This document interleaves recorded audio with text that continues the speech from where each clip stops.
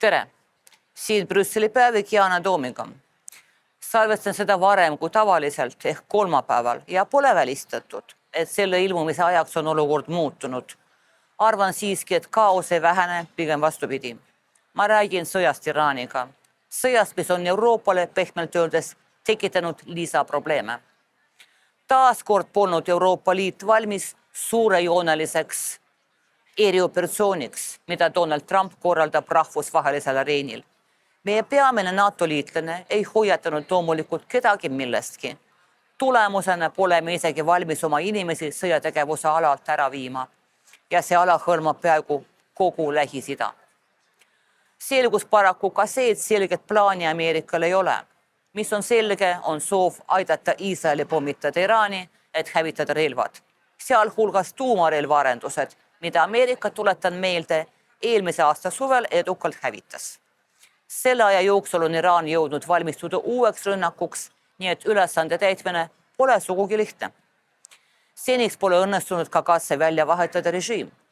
Ameerika ootas justkui spetsiaalselt, kuni Iraani võimud protestid maha suruvad ning kui siin pommitatakse, pigem lahkud linnast turvalisse paika ega lähe kukutama valitsevat eliiti, mis muidu on enamasti juba tapetud.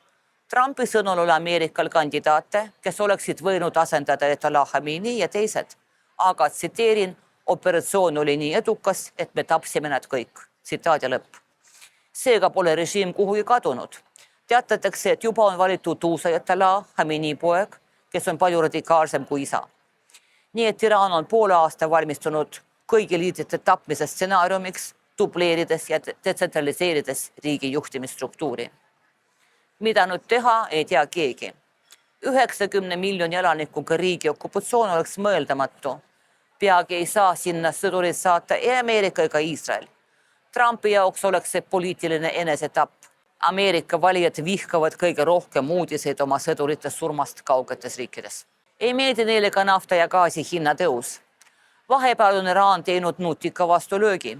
Ta pommitab teisi Lähis-Ida riike. Ettekäändeks on USA sõjaväebaasid. Tegelikult destabiliseerib Iraan kogu piirkonna ja koos sellega maailma majanduse.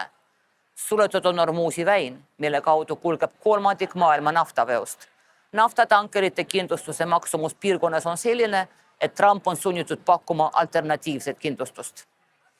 Pärast seda, kui Iraan pommitas Kataris suurimaid energiakeskust, tõusid gaasihinnad Euroopas 45% võrra, ajal, mil meie gaasivarud on rekordiliselt madalad.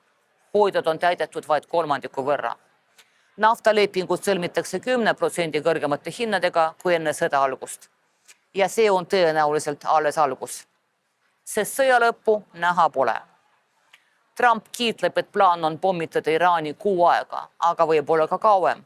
Eksperdid arvavad, et juhul, kui sõda kestab rohkem kui kuu, ootab Euroopa majandust tõsine kriis. Tõsi, Wall Street Journal kirjutab, et USA'l on juba suured probleemid laskemoonaga. Katar ja Araabia Ühendemiraadid nõuavad sõja lõpetamist. Nende raketitõrjevarud lõpevad loetud päevadega. Kui Iraan vastu peab, jääb parimal juhul kõik endiseks.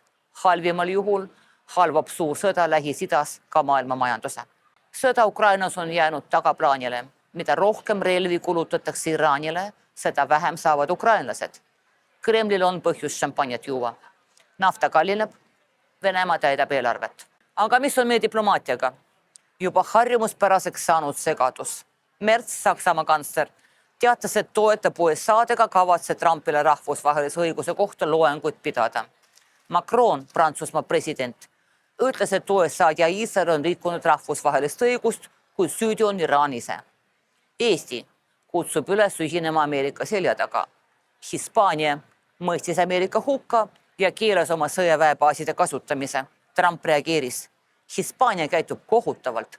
Võime nende baase kasutada, kui tahame. Võime lihtsalt sinna lennata ja seda kasutada. Von der Leyen ja Kaja Kallas kutsuvad kõiki näitama üles vaoshoitust, kuid see millegipärast ei aita. Kogu see pluralism tuletab mõistagi meelde peamist Euroopa Liidu motot Unity in Diversity ehk erinevus rikastab, kuid antud juhul on rikastumisest asi kauge. Ja valgust tunneli lõpus pole näha. Ameerika on pistnud sipelga pesa sisse keepi, seganud selle läbi ja ei tea, mis edasi teha. Iraan ei kavatse alla anda. Maailma majandus püsib, kuid selle kindlusvaru pole suur. Euroopat ähvardavad tohutud energiahinnad, inflatsioon ja uus migratsioonilaine. Relvavarude ammendumine tähendab, et NATOl on raskem kaitsta näiteks Balti riike. Lühidalt öeldes riskib lääs sattuda muinasjutu alasti kuninga olukorda. Olen nõus nendega, kes ütlevad, et rahvusvaheline õigus ja rahvusvaheline kord, näiteks ÜRO, ei toimi. Kuid kui miski ei toimi, see tuleb parandada. On aeg keskenduda uute reeglite loomisele, eriti Ameerika jaoks. Aga selle liider lõi julgeolekunõukogu asemel mingisuguse klubi nimega maailma nõukogu ja reeglid teda väga ei huvita. Seniks aga püsige terved ja kohtume nädala pärast.